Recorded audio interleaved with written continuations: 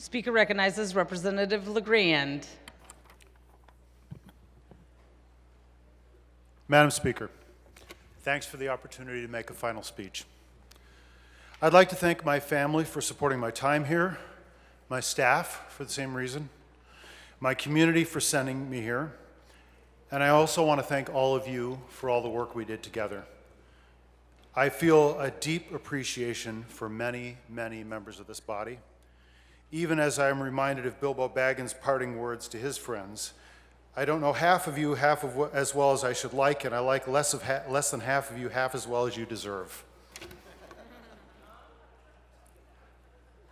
I'm going to follow the rule of a good commencement speech. Probably no one will remember anything I said, and at best, they'll remember one thing. So I'm going to say one thing.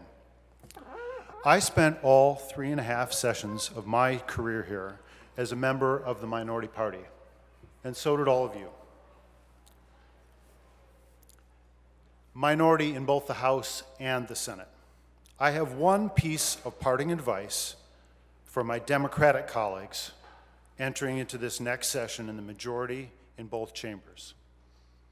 Be generous, charitable, and inclusive. There are important reasons to do so. Here are two. People on my side of the fence, my Democratic friends, often express real devotion to the notion of diversity. We do not always, however, emphasize intellectual and ideological diversity in that devotion as much as we ought. Shouting down or otherwise silencing different convictions is always a sign of weakness, and even implicit admission of wrong. Truth does not need to fear disagreement. Debate can strengthen ideas and aid in fleshing them out. Real, robust, and candid discussion of policy can allow weaknesses to be revealed before reliance.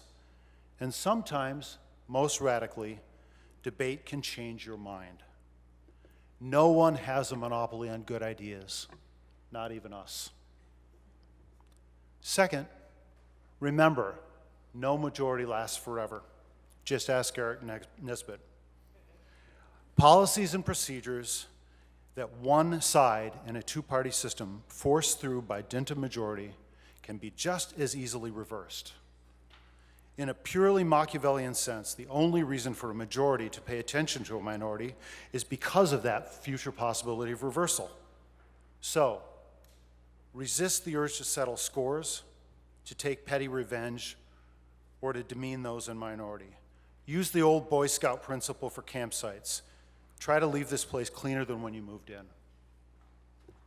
Machiavelli aside, there's a much more important reason to respect your colleagues in minority and include them in deep, meaningful, and powerful ways whenever possible.